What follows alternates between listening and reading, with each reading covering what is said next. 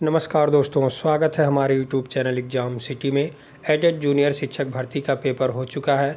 ऐसे में paper first सामान्य ज्ञान के 50 प्रश्नों की श्रृंखला सॉल्व करने जा रहे हैं। तो आइए देखते हैं, लेकिन इससे पहले वीडियो को लाइक और शेयर करना ना भूलें। तो सबसे सटीक विश्लेषण इस वीडियो के माध्यम से करने जा रहे हैं। तो आइए दोस्तों, पहला प्रश्न देखते हैं क्या है।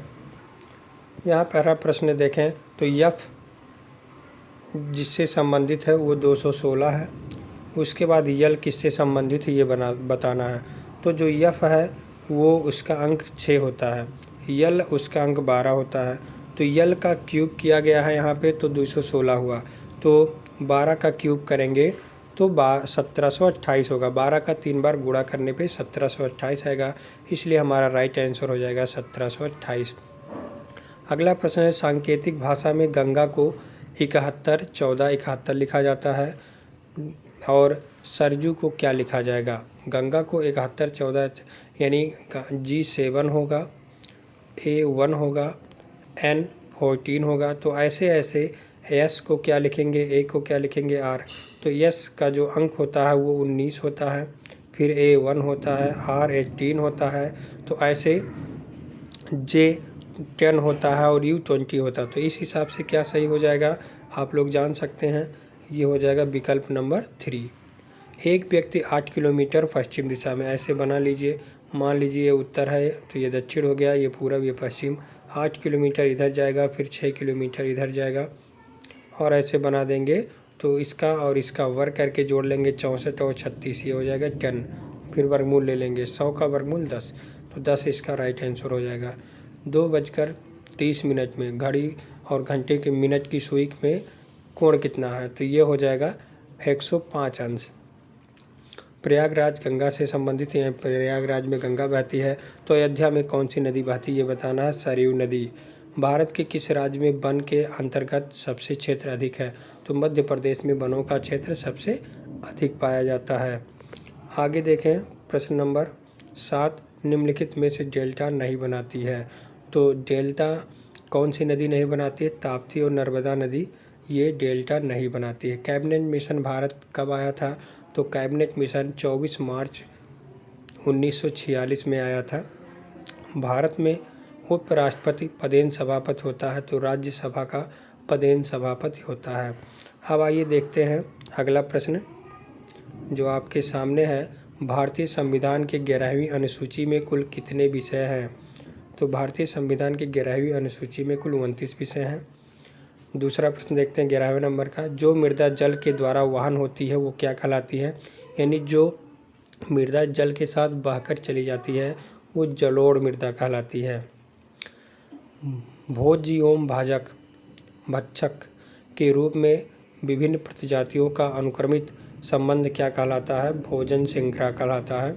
समुद्र के तल पर रहने वाले जंतु को क्या कहते हैं, बेंथिक कहते हैं, बिल्कुल सही है। आगे बढ़ें तो 14 नंबर का प्रश्न है, देख सकते हैं। एक पावर हाउस का सामर्थ्य 200 मेगावाट है, तो इसके द्वारा प्रतिदिन उत्पादन विद्युत ऊर्जा कितना होगा, ये 48 मेगावाट होगा। राष्ट्रीय विज्ञान दिवस, बहुत ही सस्ता प्रश्न पूछ लिया, 28 फरवरी। भारत में वस्तु एवं सेवा कर GST कब लागू हुआ। तो 1 जुलाई 2016 को लागू हुआ था। पुदुचेरी किस उच्च न्यायालय का क्षेत्राधिकार के अंतर्गत आता है। तो मद्रास उच्च न्यायालय के अंतर्गत आता है ये। आगे प्रश्न की बात करें तो 18 नंबर प्रश्न है, निम्नलिखित में से भारत शासन अधिनियम 1919 की प्रमुख विशेषता नहीं है। तो ये जो पहला है, भारतीय विधायिका को ज़्यादा प्रतिनिधित्वात्मक बनाया जाना, ये 1919 की विशेषता नहीं है। तंजौर के बृहदीश्वर मंदिर का निर्माण किसने कराया। तो ये राजा राज प्रथम ने कराया था। अटल नवाचार मिशन संबंधित है, तो विद्यार्थियों के लिए उद्यमशीलता से संबंधित ये प्रश्न नंबर, ये विकल्प नंबर 4 सही है। अगला देखें अगला प्रश्न, तो अकबर ने जजिया कर प्रथम बार कब समाप्त किया था। तो 1964 में जजिया कर समाप्त किया गया था अकबर के द्वारा। फिर 1938 में राष्ट्रीय कांग्रेस के अध्यक्ष कौन निर्वाचित हुए थे। तो ये निर्वाचित हुए थे सुभाष चंद्र बोस। आप लोग जानते हैं विवादित रहा था ये, क्योंकि गांधी जी पटाभी सीतारामैया को लड़ाए थे, फिर भी वो हार गए थे और सुभाष चंद्र बोस जीत गए थे। अधोलिखित में से किस वर्ष सुरेंद्र नाथ बनर्जी को सिविल सर्विस से हटाया गया? तो ये राइट आंसर है 1874 में हटा दिया गया था सिविल सर्विसेज से। और अगला प्रश्न है बहुत ही अच्छा प्रश्न कि ब्राह्मी लिपि का उद्घाटन किया गया था। तो जेम्स प्रिसेप के द्वारा ब्राह्मी लिपि का उद्घाटन किया गया था। अगला प्रश्न है 25 नंबर का प्रश्न है, निम्नलिखित में से नीचे दिए गए कूट का कालक्रम स्थापित कीजिए। कौन सा वर्ग पहले आया है? तो ये दूसरा विकल्प सही है। पहले हर्यक वंश, फिर नंद वंश, उसके बाद फिर मौर्य वंश, फिर शुंग वंश। निम्नलिखित में से वायरस जनित रोग है। तो कुत्ते के काटने से रेबीज होता है और रेबीज वायरस है। ईसीजी किस अंग की विद्युत जनित ग्राफीय प्रदर्शन है? तो हृदय। ये हृदय राइट आंसर है इसका। फिर आगे प्रश्न है, इसमें बताना 28 नंबर में ये जो प्रश्न है आपका, इसमें समस्थानिक और संभारिक बताना है। तो नीचे जो होता है परमाणु क्रमांक समान होता है तो समस्थानिक होते हैं, परमाणु भार समान होता है तो संभारिक होते हैं। तो नीचे वाला ये परमाणु क्रमांक है इसलिए समस्थानिक है। निम्नलिखित में से कौन सा अम्ल मुख्यतः टमाटर में उपस्थित होता है? तो सिट्रिक अम्ल और मौलिक अम्ल ये टमाटर में उपस्थित होता है। ये राइट आंसर, पहला विकल्प सही है। पेरिस, यहाँ आप देख सकते हैं 30वां प्रश्न, 21वां संयुक्त राष्ट्र जलवायु परिवर्तन शिखर सम्मेलन कहाँ हुआ था, मतलब कब हुआ था? तो ये पेरिस में हुआ था 2015 में। 2011 में भारत की जनसंख्या विश्व के जनसंख्या की कितनी % है? तो 17.5%। ये सही विकल्प है। अब अगला प्रश्न देखते हैं। अगला प्रश्न है, कुमायूं हिमालय निम्नलिखित में से किस नदियों के बीच है? तो ये कुमायूं हिमालय जो है ये सतलज और काली नदी के बीच है। ये थोड़ा कन्फ्यूजन है इसमें, लेकिन यही सही होना चाहिए। हरित क्रांति संबंधित है। हरित क्रांति क्या संबंधित? खाद्यान्नों के उत्पादन से संबंधित है। भारत का कौन सा समुद्र तट चक्रवात से प्रभावित होता है? तो आप लोग जानते हैं उड़ीसा में ढेर सारा चक्रवात आता रहता है, तो उड़ीसा राइट आंसर है। निम्नलिखित में से भारत का सबसे बड़ा रेल खंड कौन सा है? तो उत्तर रेलवे खंड सबसे बड़ा है भारत का। अगला प्रश्न है, जनसंख्या 2011 के अनुसार भारत में साक्षरता दर कितनी है? तो भारत की साक्षरता दर देखा जाए तो 74.04% है। ये सही है। उत्तर प्रदेश के बजट 2021-20 के अंतर्गत मुख्यमंत्री समग्र संपदा विकास के लिए कितना आवंटन किया गया है? तो ये 1000 किया गया है। अगला प्रश्न है आपके सामने 38 नंबर का, निम्नलिखित में से मृदा अपरदन के कारकों को पहचानिए। तो मृदा अपरदन यानी मृदा का कटाव बहता हुआ पानी से, समुद्र की लहरों से, ये तो होता ही है।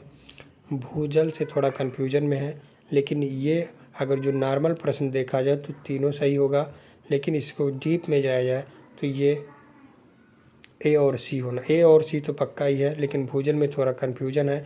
अब आयोग जो उत्तर मानेगा उसको लिया जाएगा।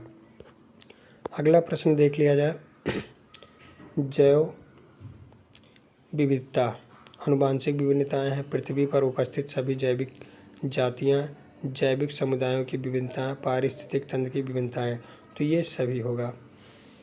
ध्वनि प्रदूषण की तीव्रता मांगी जाती है, किससे मापी जाती है? डेसिबल में मापी जाती है, बिल्कुल सही है। निम्नलिखित में से कौन सा सुमेलित नहीं है? एसिटिक अम्ल दही में सही है। फार्मिक अम्ल दूध में ना पा करके चींटियों में पाया जाता है। फार्मिक अम्ल दूध में लैक्टिक अम्ल पाया जाता है। नींबू में एस्कर्बिक अम्ल पाया जाता है। माल्ट में माल्टोज पाया जाता है, ये सही है। तो इसमें से यही फार्मिक अम्ल दूध में ना होकर के चींटी में पाया जाता है, इसलिए बताया है कि कौन सा सुमेलित नहीं है, तो यही सुमेलित है। आगे बढ़ें, 42 नंबर का प्रश्न है, रक्षा मंत्रालय भारत सरकार द्वारा अगस्त 2020 में प्रारंभिक किया गया सार्थक निम्नलिखित में से किससे संबंधित है? तो अपतटीय गश्ती जहाज कोस्ट गार्ड से संबंधित है ये। निम्नलिखित में से कौन सा पहला 100% जैविक केंद्र शासित प्रदेश बना? तो सिक्किम के बाद ये लक्षद्वीप बना है, तो केंद्र शासित प्रदेश पहला माना जाएगा, ये सही है। अगला देखें, निम्न घटनाओं के कालक्रम के अनुसार व्यवस्थित कीजिए और नीचे दिए गए कोटों को सही चुनिए।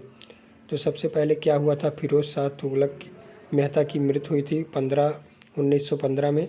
उसके बाद 1919 में जलियांवाला बाग हुआ था। फिर आपको साइमन कमीशन, उसके बाद डांडी यात्रा। तो ये लगभग सही है, ये तीसरा विकल्प आपका सही हो जाएगा। अब अगला प्रश्न देख लेते हैं। ये अगला प्रश्न है 45 नंबर का। 45 नंबर का प्रश्न है, निम्नलिखित नेताओं में से किसने क्रांतिकारी संगठन अभिनव भारत समाज की स्थापना की थी? तो विनायक दामोदर सावरकर ने किया था। भारतीय केंद्र सरकार द्वारा प्रारंभ किया गया मिशन जल जीवन हर घर में एक नल गोवा में पहली बार शुरू किया गया था। भारत के किस राज्य में धार्मिक त्यौहार थाई पूसम मनाया जाता है? तो तमिलनाडु में मनाया जाता है। 3 प्रश्न और हैं, उसको भी देख लेते हैं।